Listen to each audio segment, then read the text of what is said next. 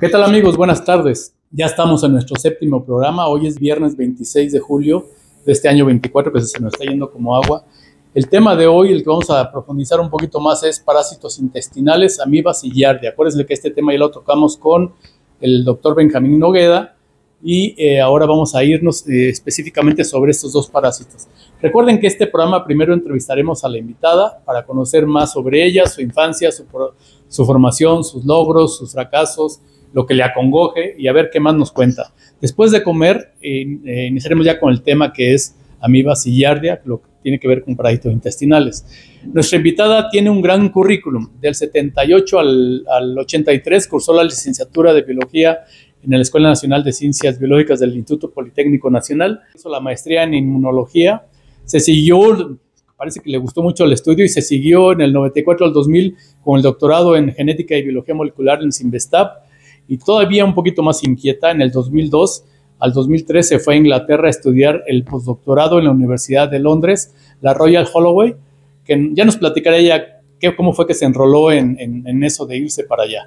Actualmente tiene un nombramiento nivel 2 en el Sistema Nacional de Investigadores, en la línea de investigación particular genética, expresión génica y parasitología molecular. Ha publicado 52 artículos, ha dirigido 26 tesis de licenciatura, 15 tesis de maestría, 8 de doctorado.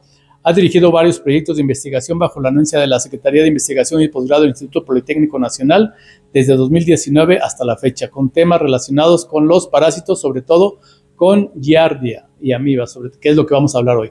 Además, tiene 10 publicaciones recientes, ha asistido a congresos nacionales como ponente y cuenta con algunas distinciones como beca de exclusividad COFA en el Instituto Politécnico Nacional de nivel 5, beca de desempeño a la investigación nivel 9. En el 2010, la Secretaría de Educación Pública le dio el premio de un libro ganador de concurso. Es miembro de la mesa directiva de la Sociedad Mexicana de Parasitología en 2023-2024. Recibamos a la doctora Gloria de Luz León Ávila. Bueno, ahorita vamos a continuar, como lo hice en la presentación, con lo que ya aventajamos un poquito con Benjamín. Con Benjamín hablamos de manera general. No digo que de todas porque me faltaron muchas, son muchísimos parásitos que hay y que infectan al ser humano, pero nos fuimos de forma general con las más comunes, con Ascaris, con la tenia, con algo de amibas, algo de lo bonito que es la giardia, el parásito como tal, lo malo que nos afecta. Entramos en tema en la segunda parte. Acuérdense que primero hablamos con ella, comemos y después entramos en tema. ¿Ok? Acuérdense de darle like, compartan por favor, esto nos ayuda a que sigamos adelante con este programa que ha tenido muy buena respuesta de parte de todos ustedes, pero quisiéramos seguir. Denle like, abran la cajita de descripción, ahí va a estar la receta que es muy sencilla porque las gaoneras son muy sencillas de preparar, pero no cualquiera, porque todos queremos ir al restaurante donde las venden y no hay uno o dos y no todos la tienen de la manera como la queremos, ¿no? Entonces aquí la vamos a probar, son taquitos rápidos, bien preparados ahorita lo van a ver, sobre unos bloques de sal que están ahorita ya preparándose al calor para que estén rápido. Entonces vamos a hablar con Gloria, que nos diga quién es Gloria. Ay, bueno, Gloria actualmente es una investigadora del Instituto Politécnico Nacional, pero quiero decir que Gloria se hizo bióloga desde los 10 años. Cuando vivía yo en Tlatelolco en aquella época, y entonces en un momento que mi mamá me dejaba bajar a los juegos, yo recolectaba hojas y trituraba las hojas en mi casa y hacía extractos, yo le ponía alcohol o acetona, y me daba cuenta de que el líquido se ponía verde. Entonces yo no sabía que ya estaba haciendo extractos clorofílicos, unas extracciones clorofílicas, y siempre me quedaba yo pensando, por ejemplo, bueno, si las lagartijas les sale una cola nueva cuando algo les pasa, ¿qué pasaría si hiciéramos un extracto de cola de lagartija y se lo pusiéramos a alguien que perdió una pierna? Entonces siempre tuve...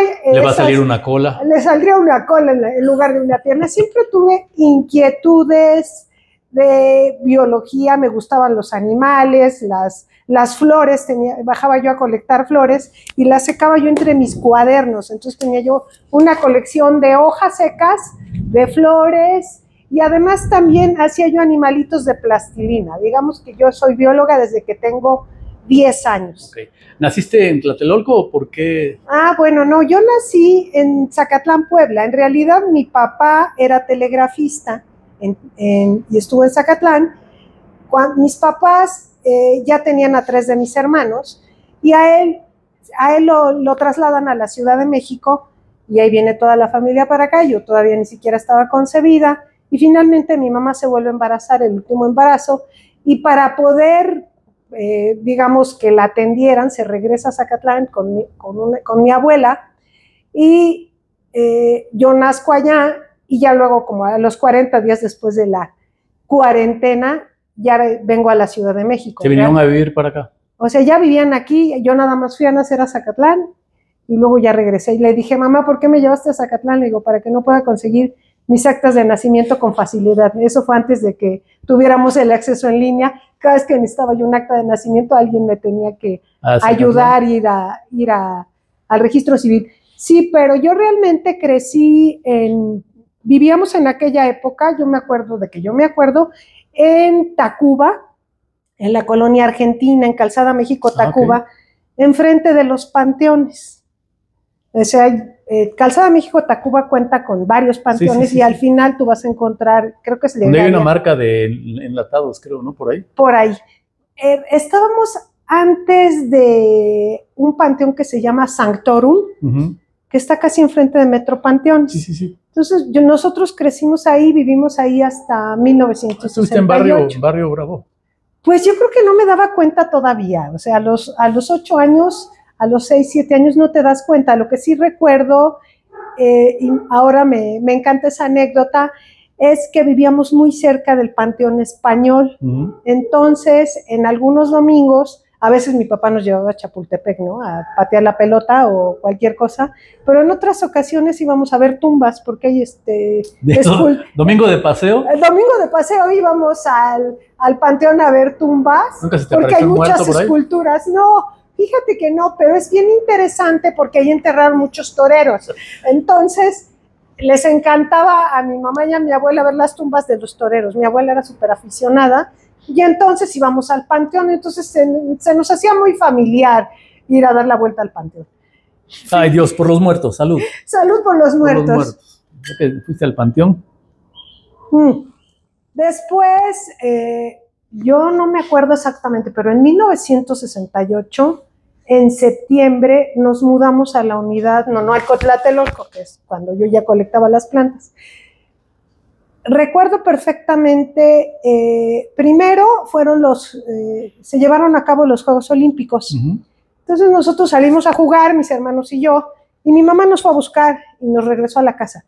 Y nosotros enfadadísimos. ¿El día del eso fue antes. El día de la inauguración de los Juegos Olímpicos, que creo que fue en septiembre, una cosa así. ¿O fue después del 2 de octubre? Sí, fue después del 2 de octubre. Bueno, no me acuerdo. Bueno, entonces... Estabas muy chiquita, ¿no? Como me estoy haciendo bolas, vamos a hablar primero del 2 de octubre y luego hablamos de los Juegos Olímpicos. Bueno, el asunto es que el 2 de octubre yo salgo a jugar y en la calle de Nonoalco veo los soldados y los tanques en la calle. Y entonces subo y le digo a mi mamá, oye, están los soldados en la calle y están los tanques.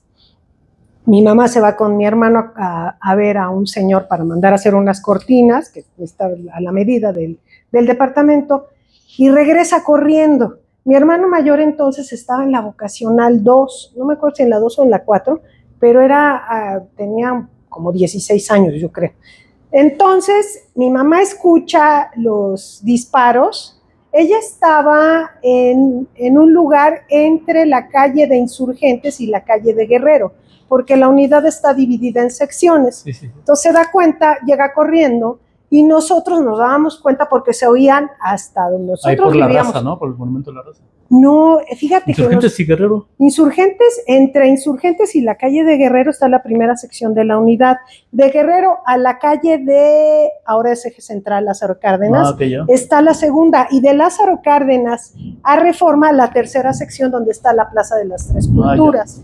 Entonces, en ese momento pues nos dimos cuenta y finalmente ya nos platicaron que no dejaron que se escucharon los disparos hasta las aproximadamente a las 2 de la mañana. Entonces ya después la gente te platicaba cosas en la calle. Entonces yo recuerdo que decían que los soldados se habían metido a los departamentos de los edificios cercanos a la plaza. Y que finalmente en la plaza llegaron los bomberos a lavar la plaza con agua a presión. Para quitar todo lo que... Sí, claro. Ahora, realmente a mí lo que más me sorprende es que no se conoce en realidad el número de decesos, porque no nada más eran los muchachos que estaban ahí en el meeting, que estaban pacíficamente en el meeting, sino la gente de alrededor, ¿no? La gente que pasaba por ahí. Eso no lo sabemos ni lo sabremos nunca, creo que los archivos no los abrieron, pero esa historia de alguna manera marca tu vida de que, bueno, debe de haber alguna lucha o debe de haber algo que está sucediendo cuando los estudiantes se organizan. Eso fue en 1968, después vinieron los Juegos Olímpicos y entonces mi mamá nos dijo, vengan, suban por favor porque quiero que vean algo. Y le decimos, pero ¿por qué no queremos ir a ver la tele? Y dice, es que quiero que vean la inauguración de los Juegos Olímpicos. Dice, porque a lo mejor ustedes algún día en México lo vuelven a organizar. Dice, pero a mí no me va a tocar y quiero que estén ahí y que lo vean. Bueno, entonces ya vimos con ella la apertura de los Juegos Olímpicos. Ya después pasan los años y me fui a la secundaria 4, ahí ¿Eras tú sola como hija? No, tengo 3 hermanos mayores. Mi hermano mayor me lleva 8 años, luego el que seguía, que falleció hace unos años, me llevaba 4. Mi hermano Jaime me lleva 2. ¿Tu hermano falleció de qué edad? Mi hermano falleció como de 61, de problemas renales. Hace poco. Pues relativamente. Yo creo que era una predisposición genética, porque no era diabético, porque todos sabemos que los diabéticos pueden tener fallas renales, y desde joven tuve esos problemas. Entonces, me da la idea de que puede ser algo, alguna predisposición genética, porque incluso mi prima, bueno, mi sobrina, la hija de él, ha tenido algunos problemas con... O sea, 3 hombres mayores que tú. Ajá. ¿Con quién jugabas muñecas? Pues casi que yo sola o con algunas amigas, porque con mis hermanos yo tenía mis canicas, mis coches. Mis trompos. Bueno, yo era muy boba para el trompo, tenía yo mi yoyo, tenía yo una resortera, pero recuerdo que había una papelería cerca de donde vivíamos y juntábamos nuestro dinero y fuimos a comprar unos vaqueros articulados como de este tamaño, se movían los brazos, los codos, teníamos unos caballos de plástico y el vaquero traía el rifle, ya sabes, un rifle, su pañuelo, sus pistolas. Total que compramos el primer vaquero, el segundo vaquero. Para cuando acabamos de juntar el dinero y fuimos a la papelería a buscar el tercer vaquero, que era el que me tocaba a mí. Triste decepción, ya no había vaqueros y me tocó un indio. Yo estaba enfadadísima. Y me decían, pero mira, tiene sus flechas, sus plumas. Pero es que yo quería un vaquero, yo no quería un indio. Y ni modo, me tocó ser el indio, ya de ahí para adelante yo fui el indio. Mis hermanos tenían sus vaqueros y yo tenía mi indio. Oye, ¿dónde vivieron ahí por Tlatelolco, dices, no? ¿Ya estaba poblado? ¿Ya estaba bien poblado, muy poblado? No. Cuando llegamos en 1968, había todavía muchísimos departamentos vacíos. Todavía no estaba el metro. Pero ya estaba trazada las calles, ya todo, ya estaba terminado. El complejo urbano ya estaba terminado y se supone que era una idea fantástica en ese espacio tener ese complejo urbano. Yo no sé ahora qué tan conveniente sea tener tantísima gente en tan pocos metros, bueno, en esa cantidad de metros cuadrados. Y ya posteriormente, mira, por ahí de 1970, o tal vez después, 71, se hizo la planeación del metro Tlatelolco. Entonces eso le dio más, pues un poco más de plusvalía en aquella época a esos departamentos. Plusvalía que se perdió en el sismo de 1985. Okay. En 1985 yo trabajaba, bueno, hago la secundaria, me voy a la vocacional 6 en la Colonia del Gas, y me voy a Ciencias Biológicas, donde finalmente pues estudié biología, y me metí a trabajar a la Comisión de Ecología. Entonces, ahí lo que nosotros hacíamos, teníamos como 2 áreas. Una era estudios fitosanitarios del arbolado urbano y también estudios de control de fauna nociva en el Distrito Federal, en particular roedores. Bueno, entonces en 1985 yo estaba con mi mamá en el departamento y fue impresionante. Yo me había ido al deportivo antes de, primero corríamos 3 kilómetros, hacíamos 1 hora de ejercicio, regresaba yo corriendo a mi casa a bañarme y desayunar rápido para irme a trabajar. Y entonces yo empiezo a sentir yo digo a mi mamá, tengo un poco de mareo, yo creo que corrí mucho.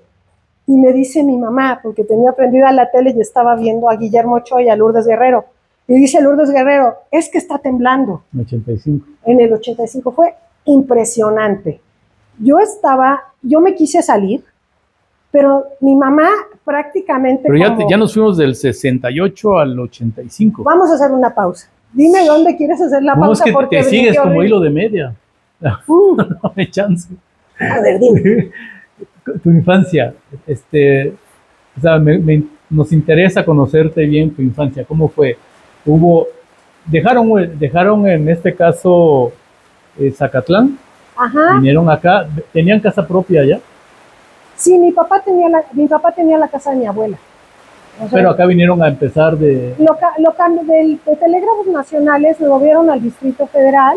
Entonces primero llegaron a Tacuba y ya después, yo me imagino que por ahí de inicios del 68, no tengo idea, mi papá dio un enganche y se quiso ir a vivir a Tlatelolco porque está muy cerca del actual, antes las oficinas del Telégrafo Nacional estaban en lo que hoy conocemos como Museo Nacional de Arte, en el MUNAL. De hecho, todavía hay un pequeño museo del telégrafo. Sí. Entonces, a él y aparte trabajaba en las oficinas centrales del Seguro Social, en la calle de Reforma, a él le convenía ese lugar porque era muy céntrico para sus actividades. ¿La escuela primaria te quedaba cerca de él? Muy cerca. En aquella época todos los niños llegábamos caminando a la escuela, no había ni acosadores ni cosas extrañas en las calles. Llegábamos caminando, atravesábamos una calle. Es una escuela que se llama 1100 Iste. Y ahí hice la primaria y tenía yo mi núcleo de amiguitas y amiguitos de la misma unidad. ¿Te tocó el lonchecito que daban ahí? ¿El qué? El lonche que eran una lechita y una... En la escuela donde yo estuve no había desayunos escolares. ¿No? No, nosotros era de gobierno, ¿no? Sí. Yo no sé si eso se repartía dependiendo de la zona de la ciudad, pero en la unidad nunca hubo desayunos escolares. Entonces cada quien llevaba su torta de frijoles, su plátano. ¿Tu infancia fue holgada? ¿Tuviste pues yo creo que fue, limitaciones? Podríamos decir, con limitaciones financieras. ¿Sí? Sí, claro. O sea, yo, como soy la única mujer, tuve la fortuna de que no me heredaran ropa. Ah, bueno, sí. Eso es una gran fortuna. Sí. Entonces, cuando necesitaba yo un vestido para algún evento particular, pues mi mamá me tenía que comprar el vestido o me hacía un vestido. Entonces, eso sí no tuve yo que usar ropa de alguien más. Okay. Pero sí tuvimos, digamos, éramos 4. Mi papá fue un hombre súper trabajador, siempre, casi no lo podíamos ver porque siempre estaba trabajando, incluso trabajaba en las vacaciones. Lo veíamos el domingo y lo que hacía es llevarnos a Chapultepec. ¿O al Panteón? No, esa era mi mamá cuando vivimos en Tacuba. Mi mamá era mi abuela, eran las que nos llevaban al Panteón. Fue antes de eso. Antes de eso.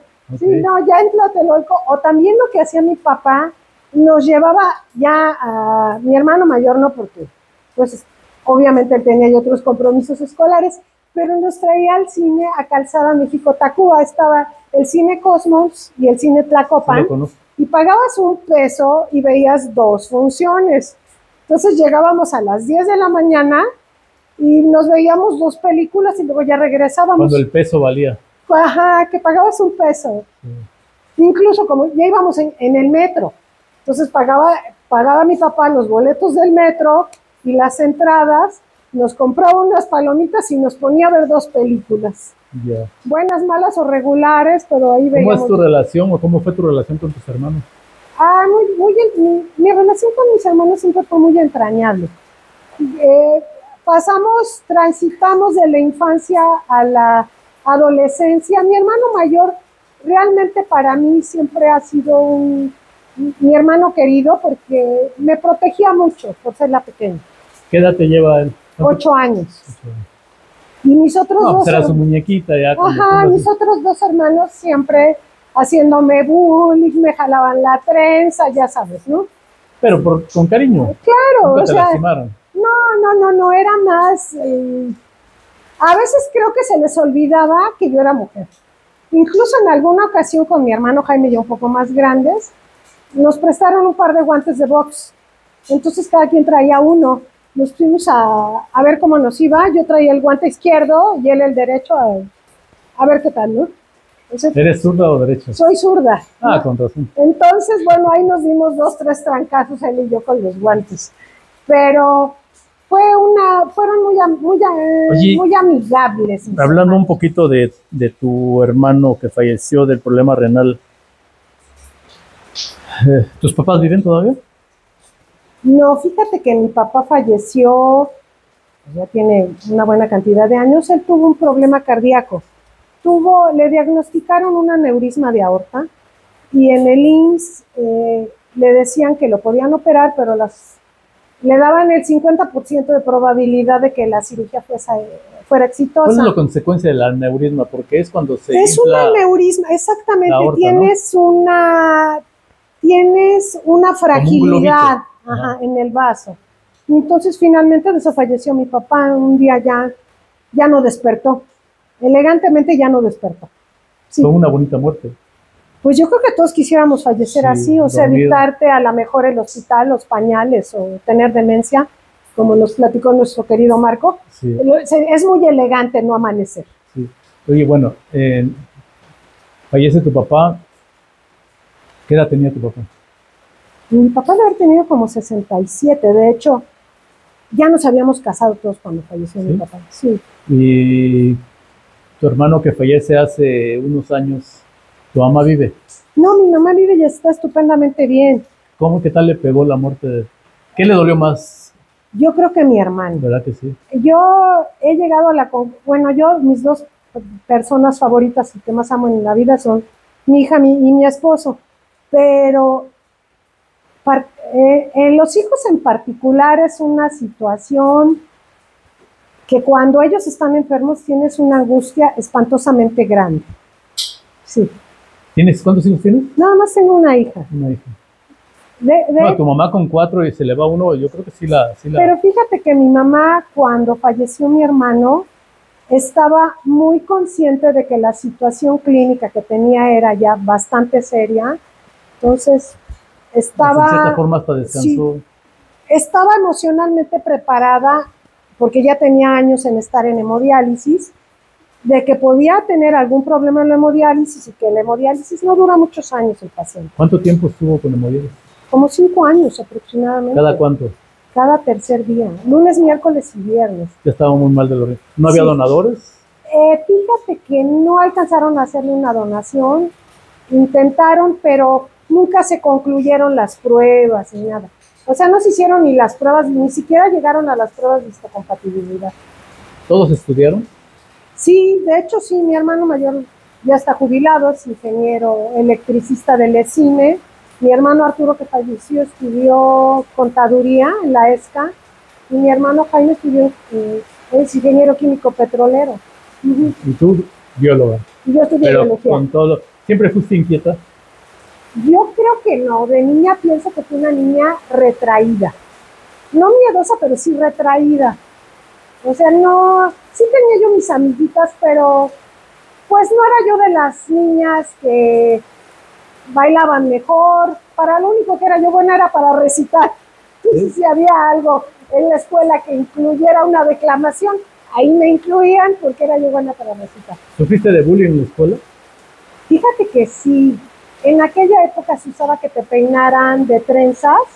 Mi mamá me peinaba con trenzas y unos moños y me decían India María. Entonces yo aborrecía mi cabello. No, además con el jueguito ese que te tocó el indio. Ajá. Ahora te y luego con el niño. Sí. Algo de bullying sí sufrí. ¿En la primaria? En la primaria, por el pelo. ¿Y en la secundaria? No, ya en la secundaria no, porque ya para primero de secundaria ya ya me habían cortado el cabello, entonces transité libremente por la secundaria. Entonces nomás fue por la trenza, no por otra cosa. No por otra cosa más que por la trenza.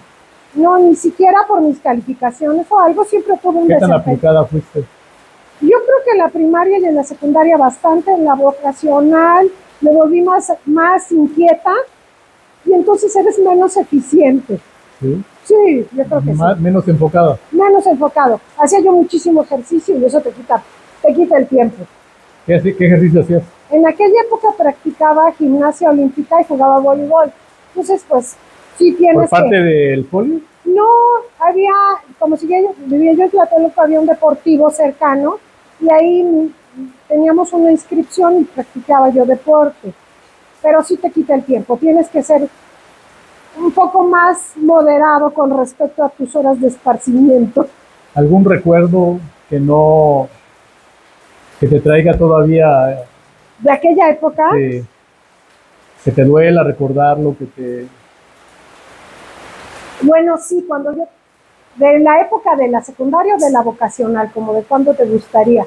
No, de la secundaria fue muy... recuerdo. Sí, te voy a platicar.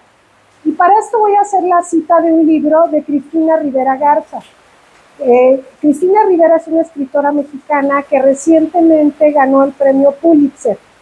Ella escribió un libro hace unos años que se llama ay Dios mío, no es El increíble verano de Liliana, pero si no es increíble, sorprendente. Pero en este libro, Cristina Rivera Garza relata el homicidio de su hermana.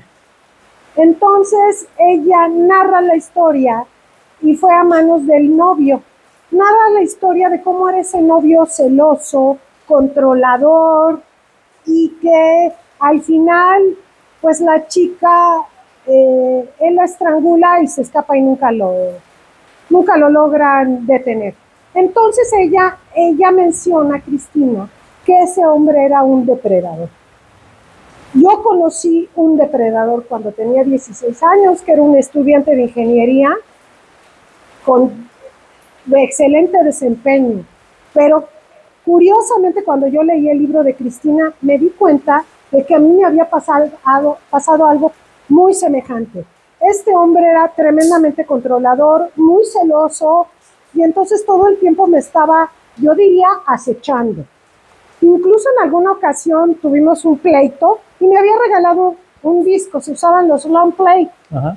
Y entonces me quita mis discos y los iba a aventar a la basura, los discos que él me había regalado. Y yo le digo, no, dame mis discos. Y empezamos a jalonearnos los discos y me dice, suéltalos. Y le digo, no. Dice, si no los sueltas, te voy a quebrar un dedo. Entonces yo suelto los discos, los rompe y los tira. Y entonces finalmente yo acabé haciendo cosas que no quería por manipulación de este muchacho. O sea, eso fue algo que te tiene muy marcado. Sí, de hecho, yo creo que en el subconsciente yo ya había enterrado todo ese recuerdo desagradable de esa relación que era yo tan joven y lo resucité leyendo a Cristina Rivera Garza. Es El invencible verano de Liliana. Es que aparentemente, ¿cómo se llama?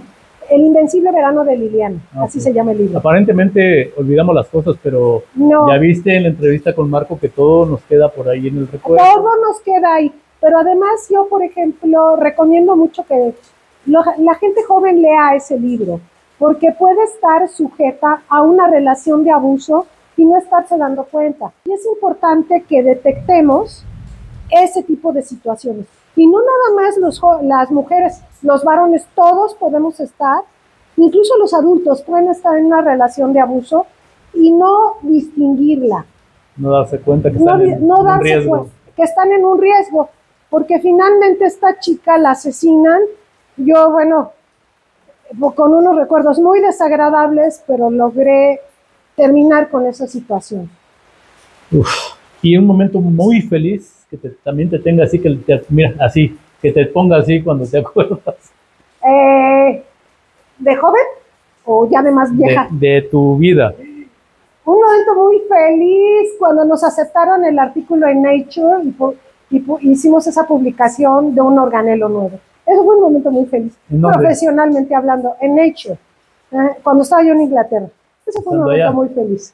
Sí, pero un momento muy feliz de mi juventud, pues yo creo que, como dicen, si tú te vas a la isla desierta y te piden que te lleves el recuerdo más feliz, no lo puedes escoger porque tienes muchos.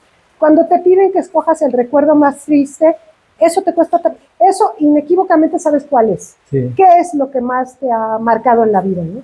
Sí sabes cuál es el recuerdo más triste. Sí. Los momentos felices a veces tienes muchos, pero habrá uno que digas, con este me quedo. Bueno, ese es uno, pero esa es mi vida profesional, pero caray, no sé, yo creo que he tenido una buena vida, entonces me cuesta trabajo escoger un momento. Hacer a un lado a los otros. O sea, puedes tener recuerdos muy felices con cosas muy sencillas, ¿no? Sí. Por ejemplo, qué sé yo, jugando un juego de mesa con tu familia y te pasas un rato súper agradable, ese puede ser un recuerdo feliz. La convivencia con tu familia. La convivencia con la familia, con los amigos. ¿Frecuentas a tus hermanos? Bueno, uno de mis hermanos se fue a vivir a Playa del Carmen, entonces tenemos poca oportunidad de verlos, y al otro hermano... ¿Por qué no lo van a visitar? Bueno, sí, pero pues hay que organizar el viaje y comprar los boletos. ¿Ya tiene casa allá? Sí, tiene una casa en playa, muy linda, tiene una casa en Playa Car. Ajá. Entonces, pues bueno, se necesita cierto grado de organización, sí. Pero yo creo que recuerdos felices tengo muchos, recuerdos desagradables, ese que les platico que es bastante, un recuerdo muy desagradable. Tengo una amiga que en aquella época vivía en la colonia Granate, la colonia Granate está o Granada, no sé, pero cerca de la colonia industrial, en el norte. Vallejo, por allá. No, en el norte, ya más cerca como de la villa, por ahí. Sí, pues Vallejo, Industrial Vallejo, y luego ya Bueno, sigue. Por ahí. Pues una vez yo la fui a visitar y de regreso yo caminaba de su casa a Calzada Misterios para subirme a un transporte público y regresar a Tlatelolco, que era muy rápido.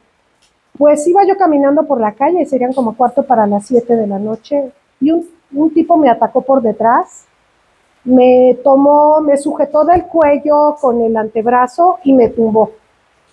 Entonces yo en el piso empecé a patalear y tratar de gritar, y en eso pasó una familia, un señor con su esposa y sus hijos, y él a la hora que los ve, pues que se dio la media vuelta y partió corriendo. Yo ni siquiera lo alcancé a ver, no supe quién era, no vi más que la sombra, y yo le pregunté a la señora, ¿por qué no me ayudaron? Y me dice la señora, es que pensamos que era tu novio. Digo, ¿cómo va a ser mi novio si estoy gritando y estoy pataleando en el piso? No, caray, yo me regresé a mi casa con esa sensación de impotencia, de que no te puedes ni defender, no supe ni quién fue. Y ¿no te lastimó? Fíjate que sí, un poco la tráquea por el jalón, porque así con el antebrazo me tiró. No me alcanzó a hacer nada, pero sí te quedas con esa sensación. ¿Y cuál era su objetivo? ¿Te quería robar algo? No, yo creo que más bien me quería abusar sexualmente de mí. O sea, porque me empezó a tratar de tocar. Y te quedas con esa sensación después de descobijo, de cómo me voy a proteger si todo el tiempo andaba yo sola en la calle, pues, para ir a la escuela, lo que fuera. Sí me quedé con esa... Y antes era más seguro. Antes era más seguro, sí. Sobreviviste a uno más, salud sí. Por eso. Bueno, también Tlatelolco. Es que no les he platicado Tlatelolco. Ahora sí, podemos regresar al sismo del 85. En 1985, yo trabajaba para el departamento del Distrito Federal y yo les comentaba que teníamos 2 divisiones. La de diagnóstico de arbolado urbano, que era donde estaba yo, y la de control de la fauna nociva, roedores. Bueno, entonces ese día yo regreso, estoy desayunando, me siento un poco mareada, y yo le digo a mi mamá, estoy mareada, y nos dimos cuenta de que estaba temblando, y se fue la luz. Entonces yo me quise salir y mi mamá, cual tacle ofensivo, así, se me avienta a las piernas y no me dejó salirme. Y yo forcejeando con ella porque yo quería correr a las escaleras, vivíamos en un 2º piso, no me dejó. Es muy curioso lo que pasó ahí, porque Yo nada más recuerdo que escuchaba yo cómo tronaba aquello. El edificio. Digo yo, como galletas Marías que rompes así. Pero el sonido que tengo adentro es muy lejano. Yo creo que en condiciones de alto estrés lo primero que se te desconecta es el sentido del oído. Ya finalmente deja de temblar, nos bajamos corriendo, las escaleras se movían, bajan los vecinos todos llenos de cal y lo que sea. Y luego nos dimos cuenta de que se nos había caído la mitad del muro de la cocina. ¿Cuánto ruido habrá hecho eso? Una barbaridad, porque cayó en la parte del fregadero donde teníamos cosas de cristal. Pero no nos dimos cuenta, ¿te das cuenta? Por todo el ruido que había. Ese ruido de cómo tronaba la estructura del edificio hizo que pasara desapercibido ese gran ruido de la caída de los bloques de hormigón en la cocina. Entonces ya después bajamos, llegaron nuestros vecinos, bueno, llegaron unos vecinos que vivían del otro lado de la unidad de en Reforma, pero no en Tlatelolco, sino ya en los edificios de enfrente, a comentarnos que se había caído parte del edificio Nuevo León, donde vivía... Plácido Domingo, algo así, ¿no? Ajá, donde a propósito vivía la hija de una de nuestras vecinas en un sexto piso y salió ilesa. Salió caminando del sexto piso. Más bien parientes o amigos de Plácido Domingo. Ajá. Entonces, ese fue uno de los hechos. Finalmente, después del segundo sismo al otro día, nos fuimos a vivir con mi hermano a Naucalpan, pero como yo trabajaba para el departamento del Distrito Federal, a nosotros, no, pues podríamos decir que nos reclutaron para el control de los roedores con la Armada de México. Conocíamos a los de la Armada porque previamente les habíamos hecho un estudio fitosanitario del arbolado del Centro Médico Naval. Entonces, como los conocíamos, teníamos conocidos ahí con los tenientes y los capitanes, pues a nosotros lo que hicieron fueron ponernos una cuadrilla de marineros, nos ayudaban a embolsar los venenos y entrábamos a las zonas de desastre a lanzar los venenos, pero preparados de dosis única. Pues estábamos manejando un veneno que ordinariamente el roedor tiene que consumir en repetidas ocasiones. Se hizo una preparación por parte de la Secretaría de Salud, que entonces era Salubridad y Asistencia, para que con una sola dosis se murieran los roedores, porque se levantan las banquetas, se abre el drenaje y se salen las ratas. Sí, sí. Entonces, nosotros andábamos en esa zona y a las personas estas, a los marineros, y pusieron sus tiendas de campaña en la Alameda Central. Nosotros ya sabíamos que había madrigueras de ratas en la Alameda, porque cuando hicimos el estudio de la Alameda, dijimos, mira, aquí hay madrigueras de ratas. Pues aquellos pobres marineros pusieron sus tienditas y sus sleepings y decían que en la noche las ratas les pasaban encima. Entonces ya después llegaron otra vez los de la Secretaría de Salud con otro tipo de veneno que le llaman 1080 o 1080, que es súper agresivo y yo digo que mortal, a poner los cebos y colectaron impresionante costales de ratas. Los costales de yute los llenaban de ratas y llevaban en una pick-up, se llevaron todas las ratas. Para que estos... A incinerar. Sí, para que los compañeros marineros pudieran ponerse ahí. No, yo creo que a incinerar. Y entonces, bueno, estuvimos en zonas de desastre, estuvimos ahí en esa parte del centro histórico, era impresionante, porque en la calle de Humboldt estaban las cajas de madera para los cadáveres que iban sacando, de ahí tenían las cajas apiladas así en la pared, entonces iban sacando los cadáveres, los que se podía, y los iban metiendo allí en esas cajas. Sobre todo de las personas que sacaron del Hotel Regis, que ahora está un jardín que se llama Jardín Solidaridad, sí, ahí estuvo el Hotel Regis, y hubo mucha gente que falleció en ese predio, entonces lo sacaban de ahí. Entonces, esa época yo no sentí ni el temblor porque yo me trasladaba en un transporte público. Cuando llegué al trabajo a Mer México, estaba en Mer México, que tembló, que no sé qué, y bueno, pasaron cosas ahí. Vamos a nuestra segunda etapa, que es nuestro platillo, y vamos a seguir con la segunda parte, que es el giardia y entamoeba, que es lo que has trabajado mucho dentro de tus doctorado, maestría y todo, lo tienes muy bien dominado. Yo no voy a hablar, no me dejas hablar, entonces Ah, no. ¡Ay, qué pena, Oscar! No, digo, no voy a hablar porque tú eres la especialista en el tema, Ah, no, yo pensé que no te dejaba intervenir, perdón. ¿no? Bueno, nos vamos a las gaboneras con su tradicional guarnición que es salsa verde, nopales asados y queso panela. Recuerden que la receta estará al final de la entrevista y además les dejamos el enlace de la receta escrita en la cajita de descripción. Por favor, denle like, suscríbanse, activen la campana, ya que nos ayuda mucho conseguir con este proyecto que estamos en nuestro segundo año, séptimo programa, y sí queremos seguir. Todo dependerá mucho de lo que Dios disponga. Ah, esperemos que disponga Entonces, que sí, que todos continuemos aquí. Entonces regresamos en un momento, vamos a la comida.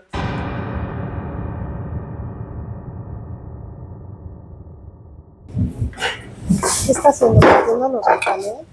A ver, amor, para que lo montes. Dudaba que yo hiciera todo esta Gloria. Sí, ¿En hace serio todo. tú guisas? Hace todo, ¿verdad? Qué bien.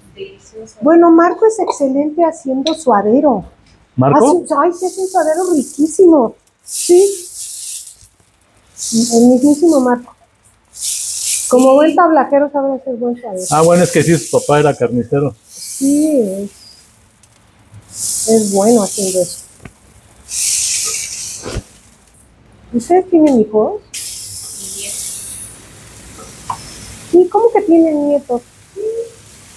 El hijo, es que él tiene 2 hijos, el matrimonio, y luego nosotros tenemos 2. El más grande de los 2. Si yo ahorita me tocara tener hijos, yo no decidiría que no, porque digo, es horrible para una mujer y digo, que mi hijos y todas las cosas. Ya no pueden salir todos. Sí, no. Digamos que yo es lo que le digo a mi esposo. Hace, no sé, no sé si recuerdas, 2, 3 años, que una chica, desaparecieron una niña una chiquita como de 14, y después apareció en una... No, aquí si me ponen mi carne, yo me hago mi taco. Gracias. Si realmente tú juzgas a los chicos, dices, ay, va a ser un marihuano, trae tatuajes, trae no sé... No necesariamente. Fíjate que nos ayudan todo esto que me hizo el puente. Eso me regaló mi cuñada, las maderas. Las maderas. Están impresionantes las maderas. Y el banco me lo armó aquí limoncito. Pero además cuando ves el programa no te imaginas en dónde está. Sabes que estás en un estudio, pero no tienes idea. No. Nadie se imagina. No sé, o sea, pero está ingenioso porque les quedó muy bien. Y además es una casa muy grande. Amor, ¿dónde les sirvo a ustedes? ¿Qué voy a hacer? Es buenísimo. ¿No te vas a hacer taco? Sí, está buenísima. ¿Está? Perdón. Está excelente, ¿eh? Gracias. Les sirvo uno para que no se les haga. Y aquí está el nopalito. ¿A Marquito le gusta el cabrito? Le encantó. En taquito, Gloria. ¿No estás grabando la comida? Pero mira, va así. Taco por... ¿Taco por pedazo? Sí. Lo que pasa es que...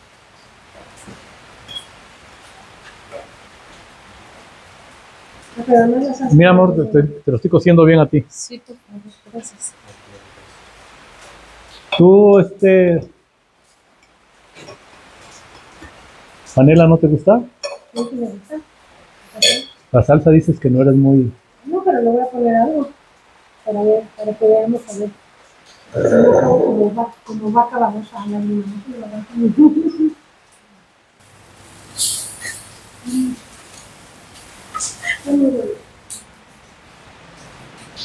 Ahí, bueno, la abuela también de... todo eso para mí. La idea es También los nopales no. ¿Dónde? Ahorita no puedo. como estación de radio por la competencia decidiste hacer el sol. No. ¿La competencia de qué? No sé, para con otras estaciones, qué sé yo. No. No, más bien competencia fue por aguacate. O sea, ¿cómo comenzó la idea de nosotros mismos, programa? de nosotros mismos aquí, porque tú, Aguacate, aquí tenemos un programa de radio, se llama Radio CCLAP, Sí, ya sé. y un día, como ya teníamos el asador para los convivios, dije, voy a hacer un programa desde el asador, en una junta, ¿va? Qué bien. Y nació Radio CCLAP desde el asador. Estupendo. ¿Se defiende o no? Mucho. Se defiende. Además se defiende bien con el queso, el aguacate, el nopal.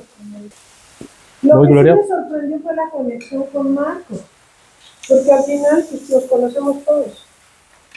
De hecho, esta segunda está buenísima porque ya tiene más integrada la sal del Himalaya.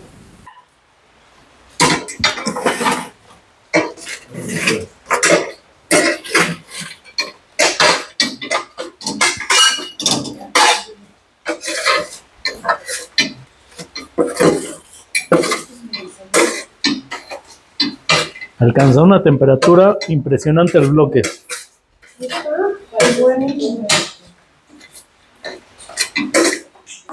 Cuando haya necesidad de otra vez, los vuelvo a sacar, pero hay que limpiarlos primero, ya que estén fríos. Ahí los dejo.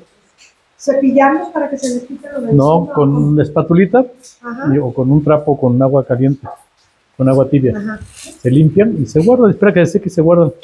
Muy bien, como lo hubiera imaginado. Pero la carne está excelente. Este platillo lo que tuvo de especial, bueno, la gaonera es sabrosa porque es filete, pero fue el uso del bloque. No es que sí le da, no es lo mismo que echarle sal.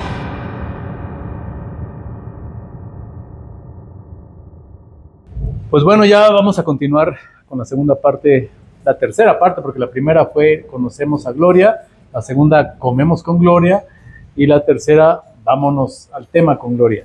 En este caso vamos a hablar de giardia y amebas o amebas, ¿cómo se dice? Pues, amibas, ¿no? Amibas. Se escribe amebas. Ameba es en inglés. O sea, en español se dice amiba. Amiba. Sí, Ajá. pero y se escribe ameba. Se escribe en tameba. Tameba. Ujú. Tameba histolítica. En tameba Es la que histolítica. vamos a hablar. Ujú. Bueno, ¿qué nos puedes decir? Primero que nada, tú te enfocaste mucha parte de tu formación como maestra, en la maestría, pues, en investigaciones y cosas, Ajá. e incluso artículos que has publicado Y el relacionados a la doctorado también. entamueba. Sí, claro. En ameba. Sí. ¿Cómo obtenemos, no es que lo queramos obtener, cómo obtenemos o cómo llega a nuestro organismo? En este caso, vamos a hablar primero de la ameba, ¿no? Bueno, tanto la entameba como la giardia, la infección se inicia cuando consumes alimentos o bebidas contaminadas con quistes. ¿De dónde vienen los quistes? De la materia fecal. Los dos parásitos tienen un ciclo O sea, es un ciclo, porque ¿de dónde viene la Claro. materia fecal? De lo que comiste. O sea, nosotros le llamamos ese ciclo, el ciclo puede ser el ciclo ano-mano-boca. Realmente las personas se pueden reinfectar, pero una posibilidad es que consumas algo que está contaminado con quistes. Es la manera en que llega la entameba histolítica y va a desenquistar y se va a establecer en el colon ascendente y en el colon descendente. Entonces, ¿qué es lo que nos va a provocar esa infección? Nosotros lo que vamos a tener va a ser dolor abdominal, diarrea, evacuaciones con moco, porque te puedes dar cuenta que sale moco, e hilos de sangre fresca. Esos son signos inequívocos de una infección intestinal con entameba histolítica. ¿Cómo podemos distinguir eso? Pues tenemos evacuaciones frecuentes cuando tienes El hilo de sangre, amibiasis. dijiste que también te das cuenta porque había un hilillo de sangre En las heces. En las heces. provocado por qué, por el daño que causa. Por el daño que le está provocando el parásito al epitelio del intestino. Ahora, ¿Se fija en el epitelio?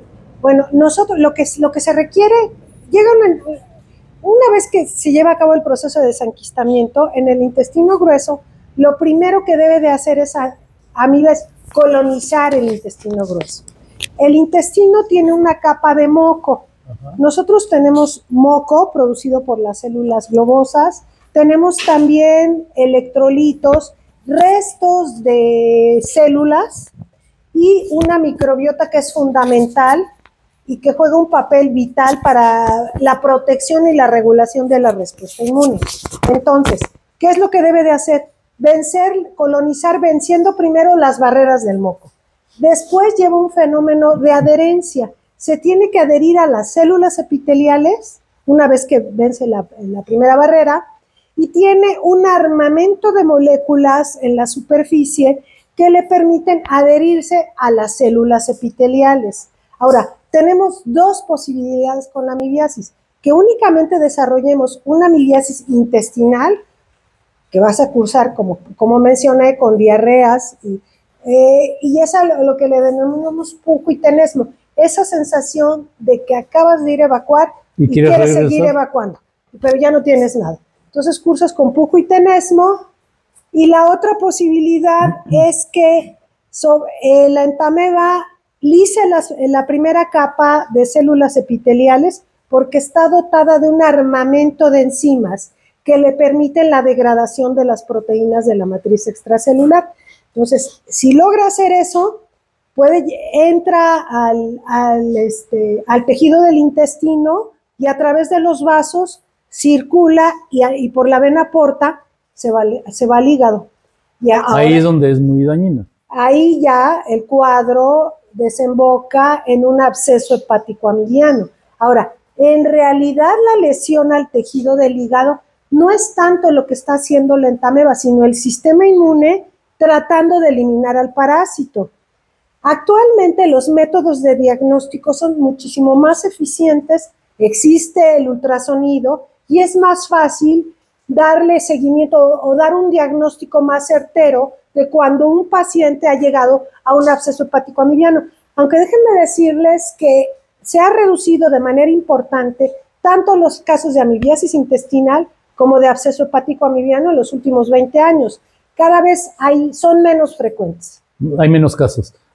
¿Y cómo eliminas, en un caso de un absceso hepático provocado por amibas, cómo eliminas ese absceso? ¿Hay manera de cirugía? O? No. Lo que hacen es, te tienen que dar fármacos. O sea, hay un tratamiento médico para el seguimiento del absceso. ¿Sí se llega a eliminar? Sí, claro que sí. De hecho, no les puedo decir quién, porque su papá es una persona muy conocida y es una mujer, una doctora que tiene ahora sí un nivel social pero muy alto, que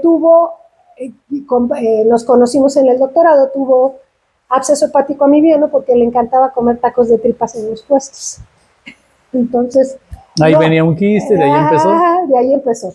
Ahora, no necesariamente... Pero no se supone que se muere ese quiste con la cocción, y más que la tripa en los puestos lo ponen a temperaturas muy altas. Sí, pero fíjate que probablemente ella consumía esos tacos, pero pudo haberse dado el caso de que hubiera habido una contaminación con materia fecal por parte de la persona que hacía la manufactura de los tacos.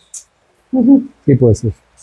O la otra, bueno, no sé, es muy frecuente que las personas que consumen vegetales crudos puedan adquirir este tipo de infecciones.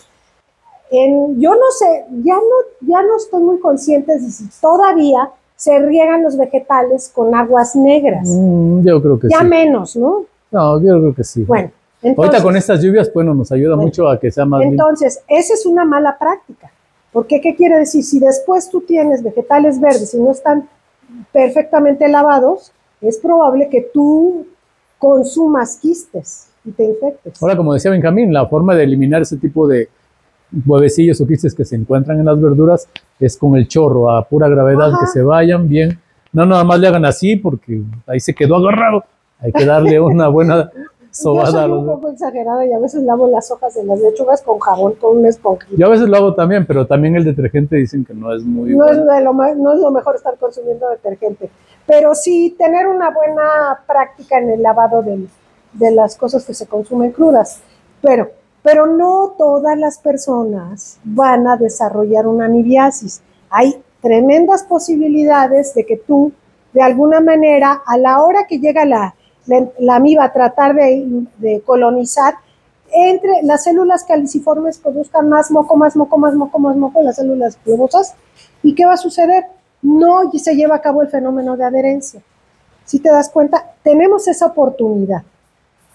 Pero si coloniza, ya colonizó, invadió, te dan un tratamiento, pero lo más sorprendente es que la respuesta inmune es manipulada totalmente por el parásito. El parásito tiene varias maneras de evadir la respuesta inmune.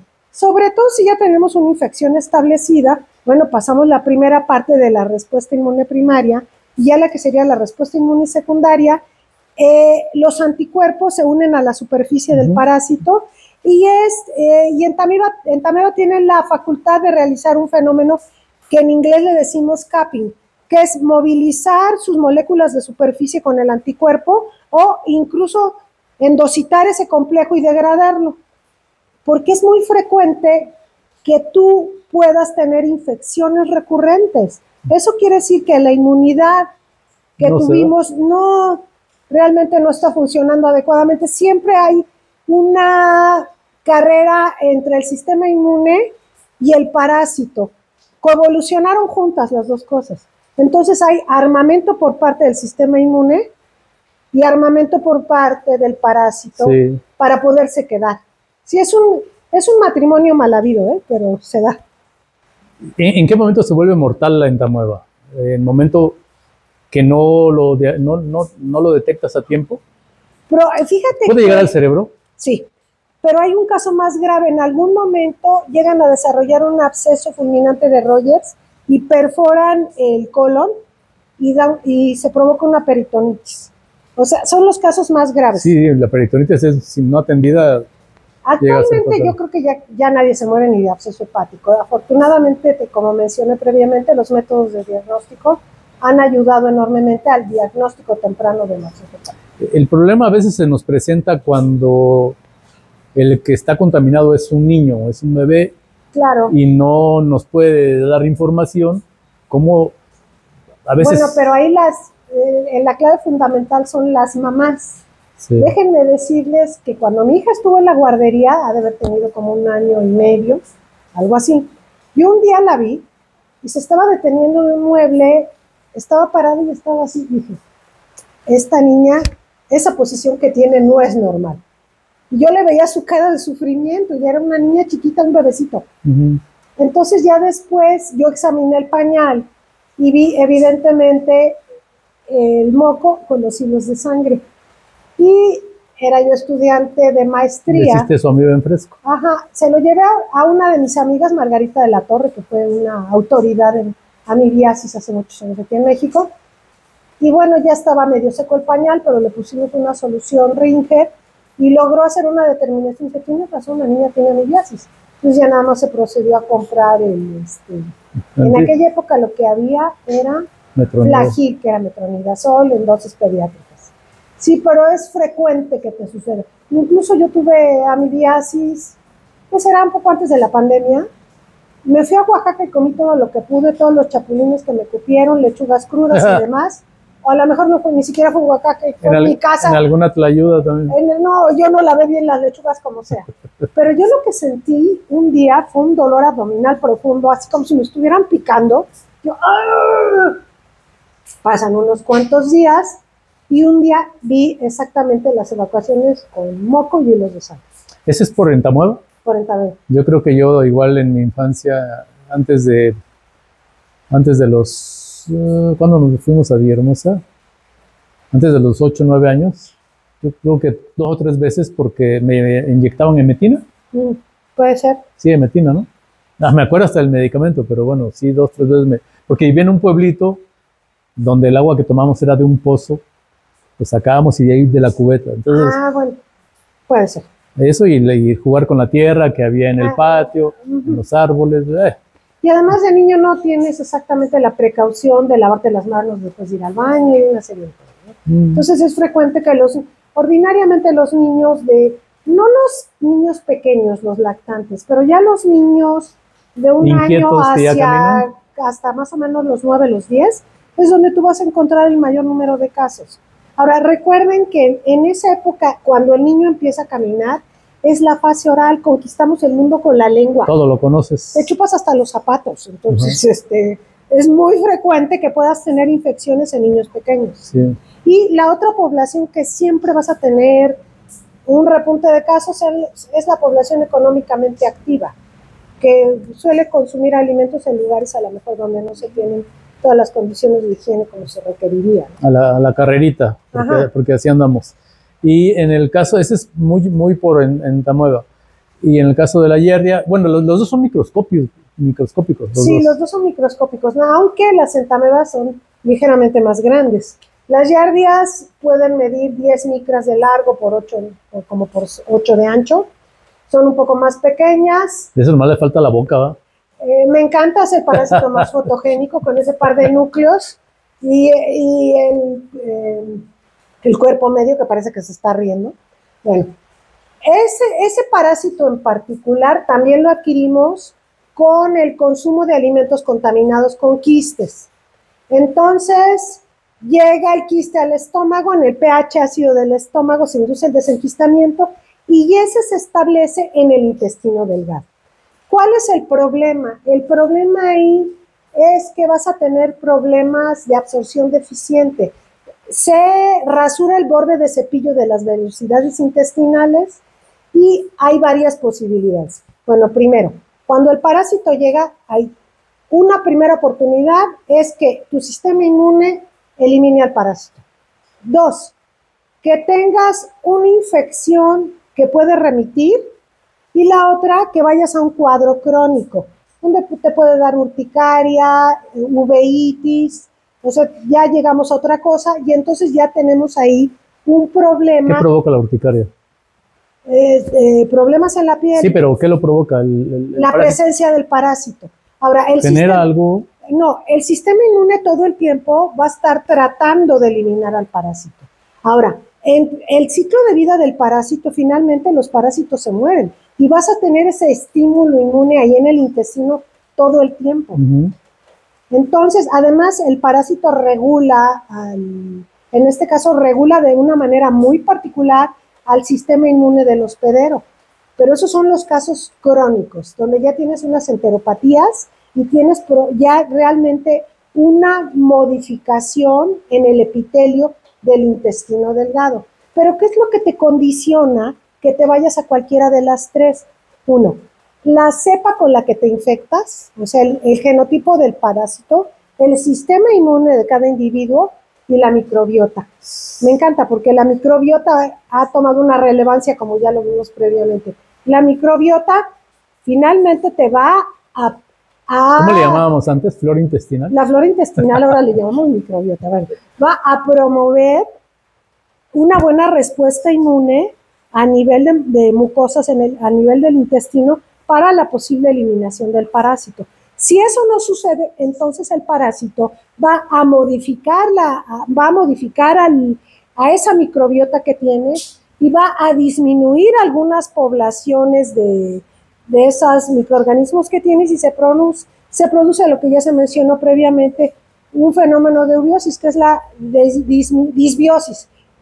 ¿Qué es la eubiosis? Es una microbiota con unas concentraciones sanas de microorganismos. Es disbiosis, que es la disminución de alguno de estas poblaciones o la modificación en las proporciones.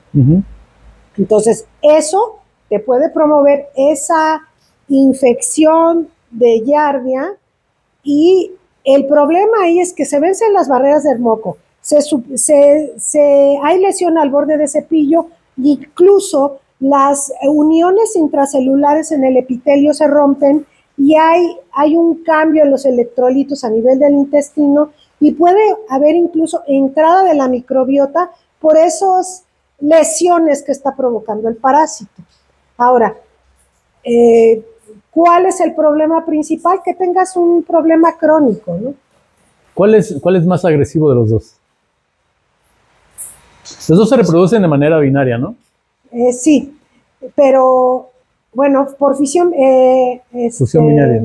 Por fisión binaria, giardia te produce 2 trofozoitos y entameba te va a producir 4 amébulas. ¿Cuál sería más agresivo? Yo creo que por alcanzar el hígado, yo creo que el Tamaris política. Sí, ¿eh? Realmente, Giardia, es muy raro que alguien se llegue a morir. Sin embargo, la frecuencia del parásito es muy elevada en los países en vías de desarrollo y es el parásito más frecuente en países desarrollados. Para poder decirlo, porque...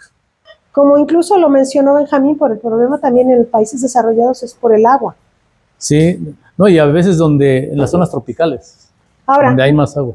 Nosotros tenemos varios factores en contra. Primero, como yo comenté hace rato,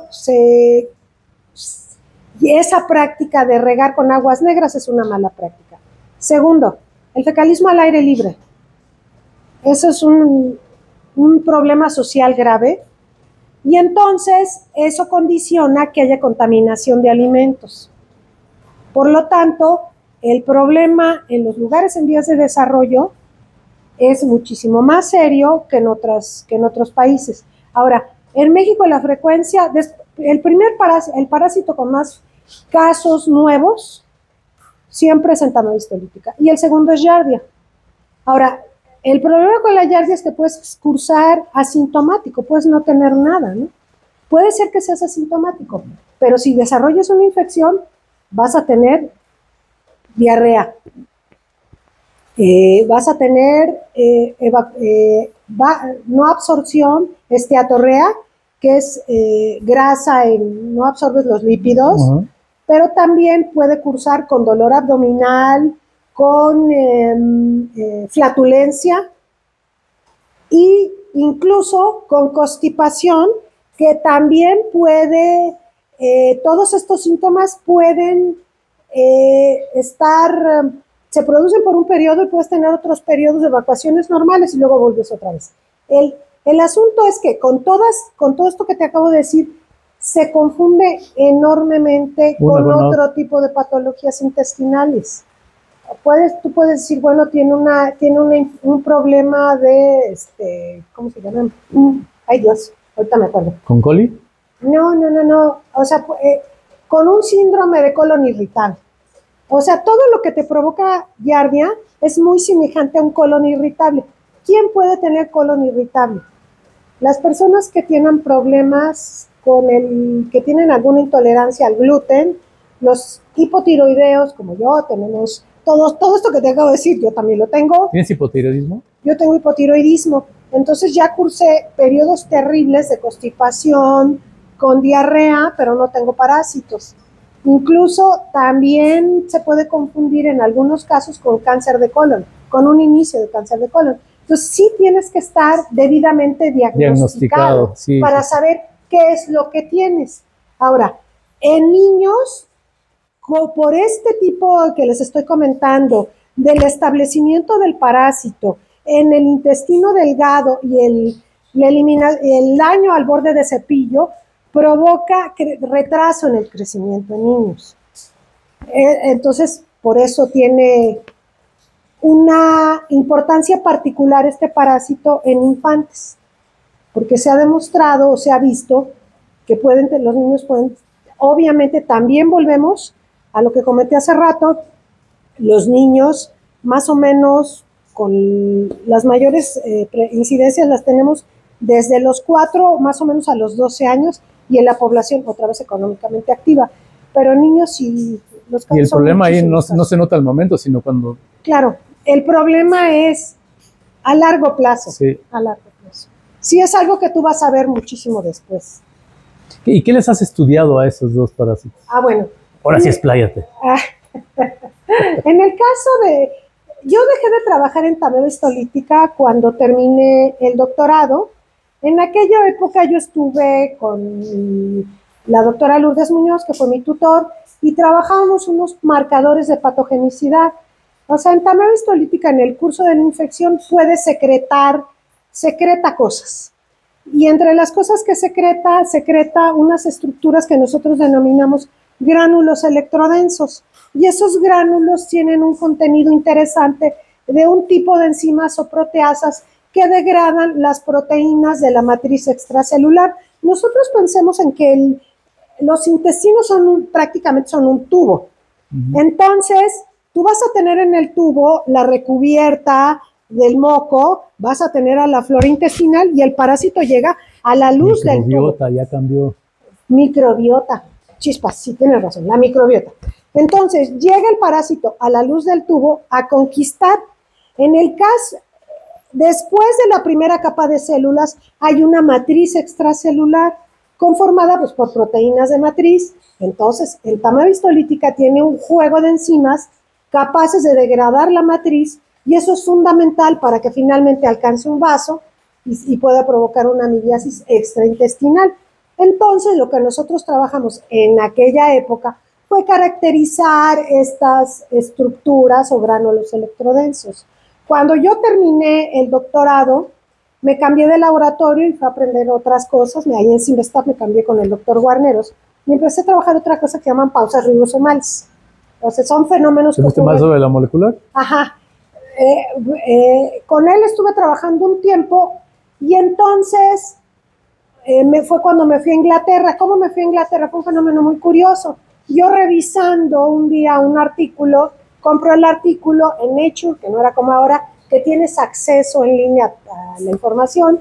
Me mandaron de regalo por haber comprado ese artículo 3 meses de suscripción para ver únicamente los contenidos. Entonces un día bajo yo de laboratorio, llego con mi esposo, le digo, préstame una computadora mientras terminas, y yo me meto a Nature a revisar los menús, encuentro un icono que decía Jobs, y en el icono Jobs, le doy clic y le pongo Molecular Parasitology, y me sale ahí y se me despliega una posición en Inglaterra para trabajar con Entameba. O sea, una posición es un espacio para irte para allá. Ajá, para irme para allá. Entonces, bueno, yo hice la traducción de mi CV, lo mandé electrónico, lo mandé por papel también, porque a mí soy de los viejitos que me encanta el papel. Entonces hice un folder para Federal Express, lo mandé, y finalmente el jefe de laboratorio, curiosamente había tenido apendicitis, pero como no se cuidó adecuadamente y no reposó, tuvo una complicación, tuvo peritonitis, y no estaba yendo al laboratorio y no estaba checando el correo. Pero sí le llevaron la correspondencia. Y entonces ahí vio mi CV. ¿Era que mandaste en papel? Que mandé en papel, porque la posición para Entameba curiosamente ya estaba ocupada por un doctor que es amigo mío ahora, Mark van der Giesen, que él estaba en el Museo de Historia Natural de London. Entonces Jorge contrata a Mark y luego Mark le lleva los sobres y me ve a mí, me entrevista por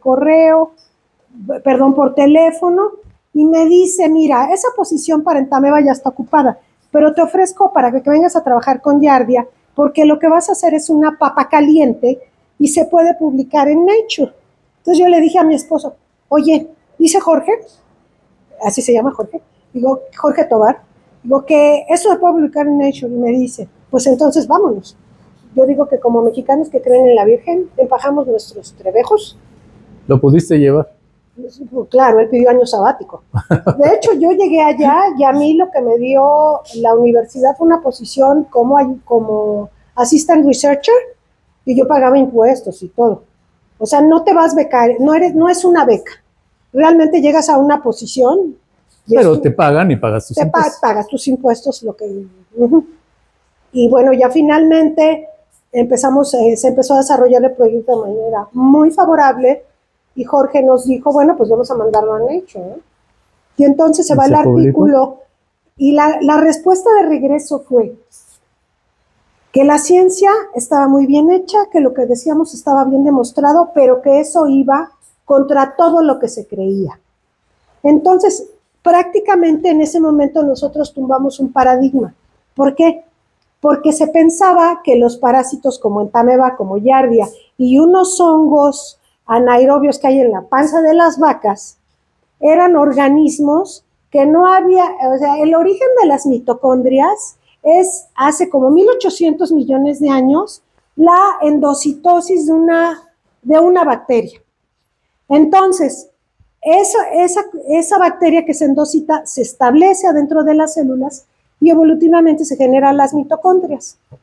Entonces, la literatura decía que estos grupos que acabo de mencionar habían emergido o se habían diferenciado del árbol filogenético de los eucariotes muchísimo antes de la adquisición de la mitocondria. En el momento en que nosotros hacemos la publicación, tiramos el paradigma y descubrimos un organelo. ¿Y le ibas a pegar en la torre a otras publicaciones atrás? Por supuesto que yes, hubo quien se tuvo que retractar. Sí, claro. Entonces, ya finalmente, cuando llega la respuesta que la ciencia estaba bien hecha, pero que era en contra de todo lo que se creía, teníamos dos opciones, porque ya estábamos generando muchísimo más resultados. Era terminar todos los experimentos que teníamos para conformar un artículo y mandarlo a Cell, o contestar. Y dice Jorge, no, vamos a contestar y luego ya vemos. Y entonces ya fue que nos aceptaron el artículo. Eso fue muy agradable.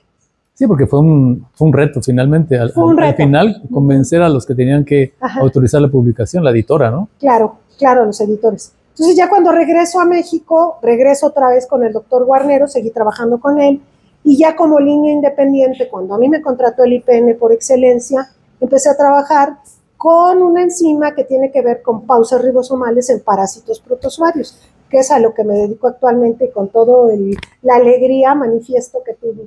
Con Así me acaba de dar un proyecto de fronteras, por eso que estoy haciendo. Entonces, ahora actualmente sí trabajo con Entameva, pero nada más en la caracterización de la enzima con la que estamos trabajando en el grupo, que tiene que ver con las pausas ribosomales. O sea, ya época de los factores de patogenicidad ya quedó atrás. Ahora ya es un nivel más, es traducción a nivel molecular y estamos viendo. Con razón disfrutas tanto los momentos de familia, ¿no? Claro. No te das tiempo, te estás metida mucho en la investigación. No, y además soy terrible porque siempre estoy pensando en otra cosa. O sea, luego me dicen, oye, te estoy hablando, mírame, hazme caso a lo que te estoy diciendo. Siempre estoy pensando en otra cosa. Y además soy horrible porque voy, por ejemplo, a las clases de yoga y estoy pensando, ¿y qué pasaría si hiciéramos esto? Yo estoy acá, perro boca arriba, perro boca abajo, la pierna para acá, la pierna para allá, me quiebro el dedo y yo sigo pensando, ¿y si hiciéramos esto? ¿Pudiera ser que demostráramos esto? Y además no lo puedo evitar. No, pues no. ¿Tratamiento para Entameva y para Giardia? Bueno, ya les mencionó el doctor Benjamín la vez pasada que no te debes de desparasitar cada 6 meses. Diagnosticar primero que tienes. Claro, te tienes que diagnosticar. Finalmente tú vas, por lo menos en el caso del metronidazol, que de forma comercial se llama Flagyl, nosotros sabemos que también tiene cierta, podríamos decir, elimina cierto tipo de bacterias en el intestino grueso.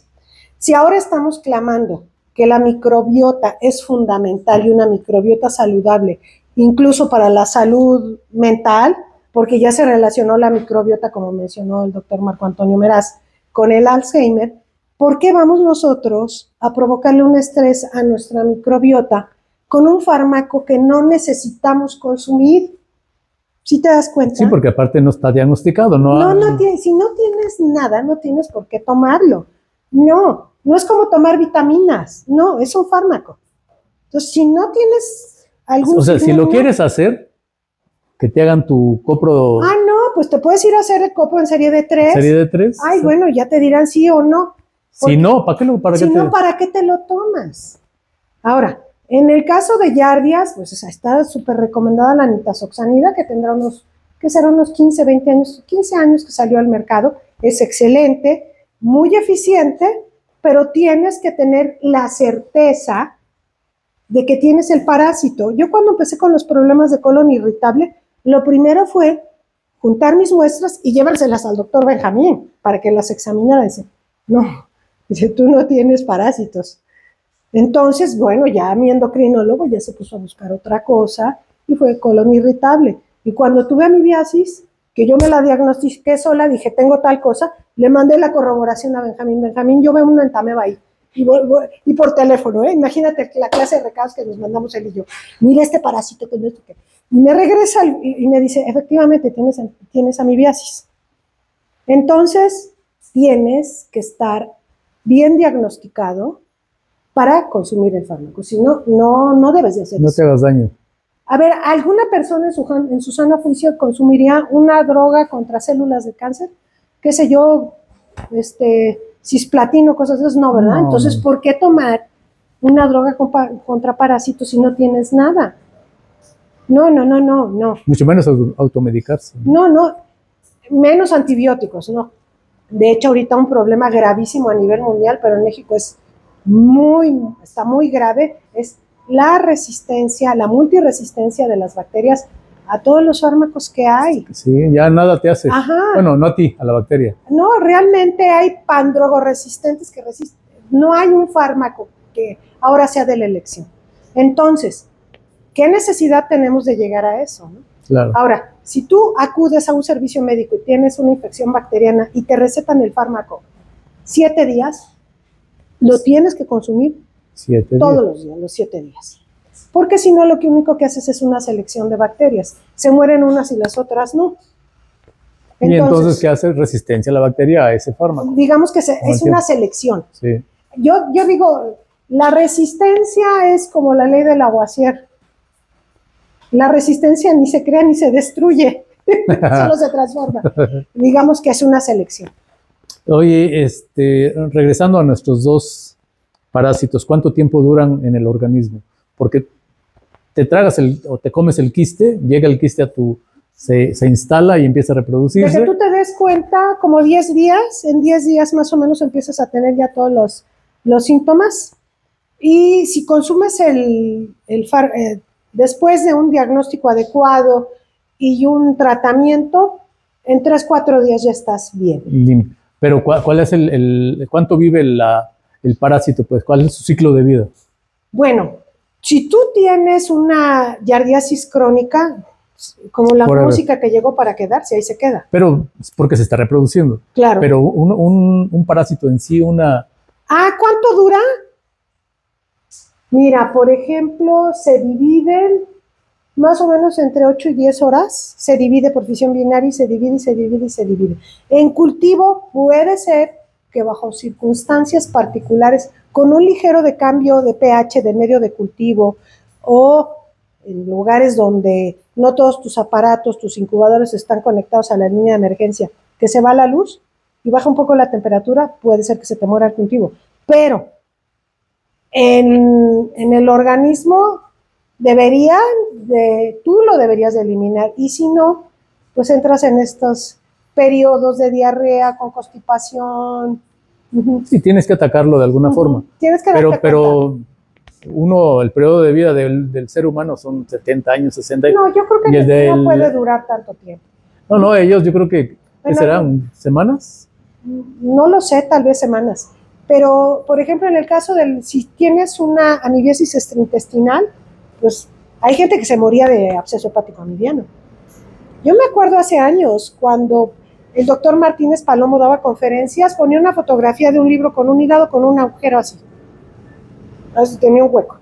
Entonces... ¿El libro o el hígado? El hígado. Una fotografía Digo, a lo mejor una fotografía que ejemplificaba un hígado con un perforado. Perforado. Entonces depende, ¿no? Ahora, ¿por qué es tan crítico no automedicarse? Volvemos a lo mismo para la salud de tu microbiota. Sí.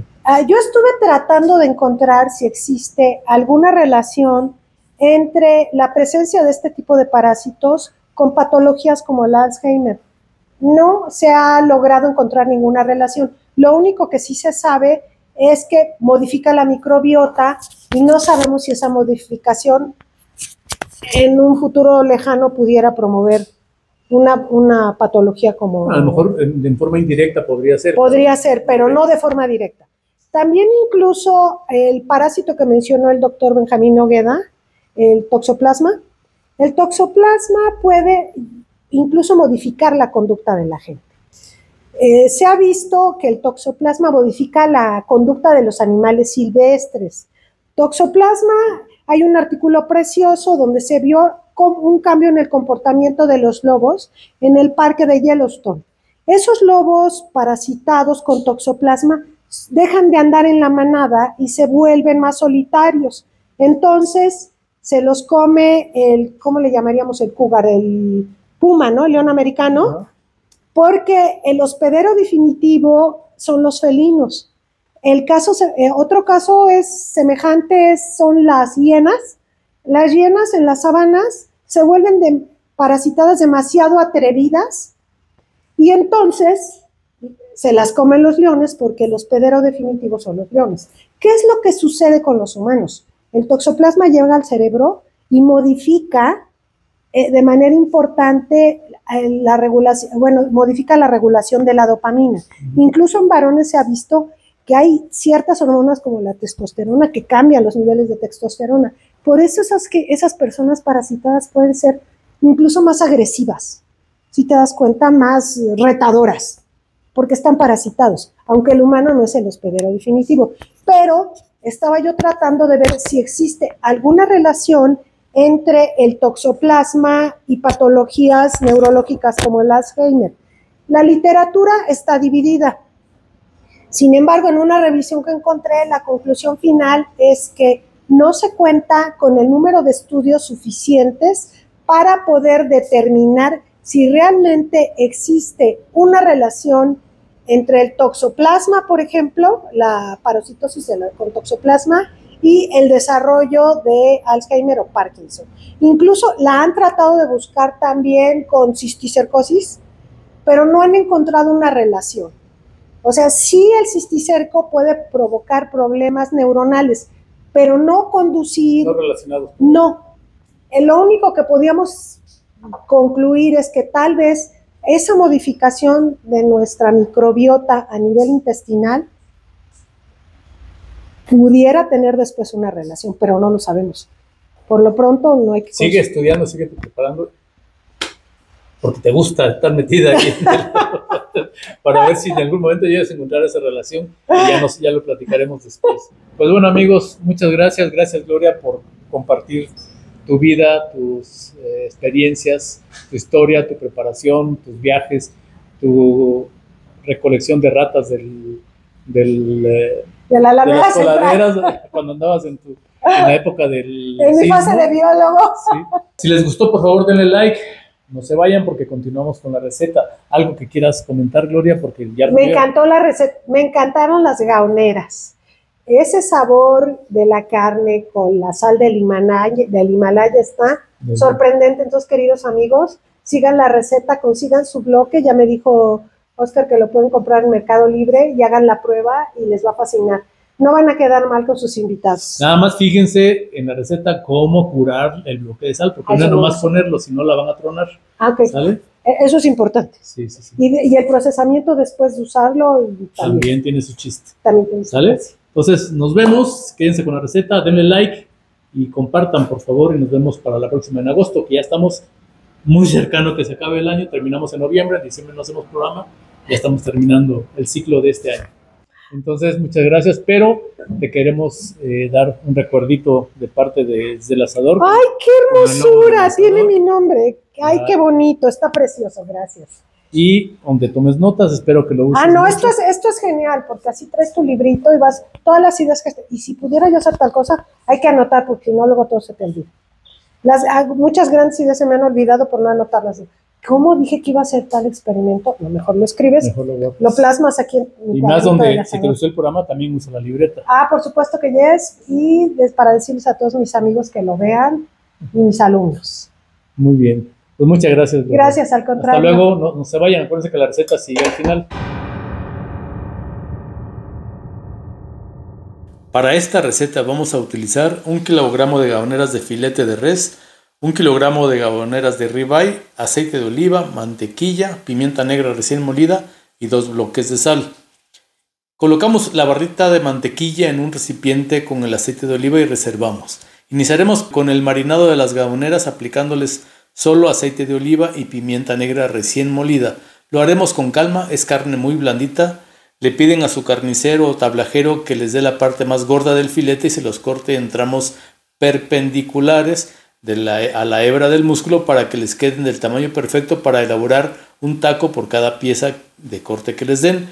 Iremos aplicando el aceite y la pimienta pieza por pieza para después llevarlas a refrigerar, por lo menos 2-3 horas. La sazón principal lo aportarán los bloques de sal. Repetimos el procedimiento que hicimos con las gaboneras, ahora con el ribeye. Quise preparar 2 tipos de gaboneras por si a nuestra invitada le gusta más la carne con grasita. Les aplicamos el aceite y la pimienta como lo hicimos con las gaboneras de filete. Las colocamos en un recipiente hermético o las emplayamos, la cosa es que la vamos a llevar a refrigerar. Para la cocción curaremos primero los bloques de sal, pero primero encendemos nuestro carbón. Limpiamos los bloques de sal con un trapo húmedo con agua tibia, así quitaremos la sal suelta de la superficie. Los secamos bien y los colocamos a fuego indirecto por unos 15 o 20 minutos. Se deben calentar de manera gradual. Después, así como ven ahora, a fuego directo, pero alejado todavía de la intensidad del calor, por otros 15 a 20 minutos. Mientras se van poniendo a punto los bloques, vamos a preparar la salsa verde cruda. Usaremos 10 tomates verdes, una quinta parte de una cebolla mediana, un diente de ajo, 2 chiles serranos, el jugo de un limón, medio vasito con agua, sal al gusto, yo usaré unas pizcas de sal del Himalaya, queso panela y nopales. Colocamos todos los ingredientes en una licuadora en trocitos, a excepción del queso y panela y los nopales. Picamos los 10 tomates verdes, 2 chiles serranos, agregamos el trocito de cebolla, vamos a picarlo también para facilitar que se licúe. Agregamos el diente de ajo, aunque no a todos les gusta el ajo, a mí sí me gusta en especial. El jugo de limón.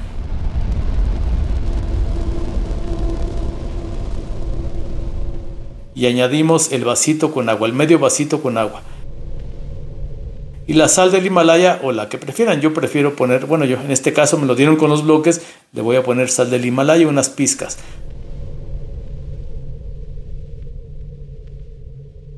Tapamos y licuamos hasta lograr la textura que cada uno desee. Ustedes sabrán qué tanto quieren, qué tan licuado, qué tan molido todos los ingredientes.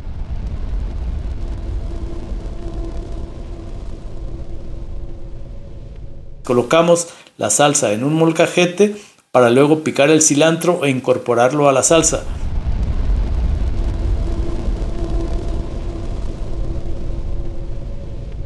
Mezclamos muy bien para integrar el cilantro a la salsa. Vamos a cortar unos 300 gramos de queso, 400 gramos de queso panela en tiras largas.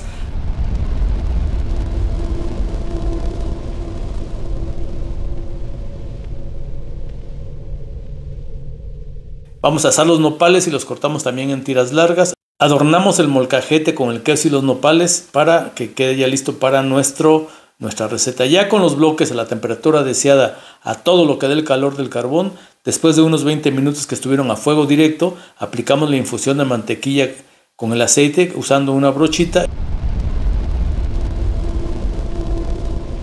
Y es el momento de ir colocando las gaoneras sobre los bloques. Solo unos minutos por lado, quedan listas. Es muy delgada la gaonera y es mucho el calor que genera el bloque.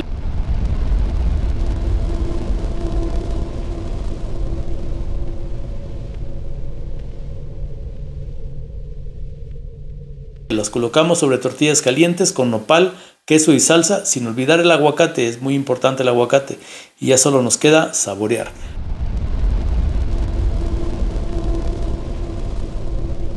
No olviden retirar el carbón de los bloques de sal, aléjenlo que no les pegue directo el calor. Vamos a dejarlos que se vayan enfriando de manera gradual unas 8 horas para luego limpiarlos con una espátula de cocina y un trapo con agua tibia, bien limpiecito sin empapar, solo trapo húmedo, secamos y vamos a guardarlos.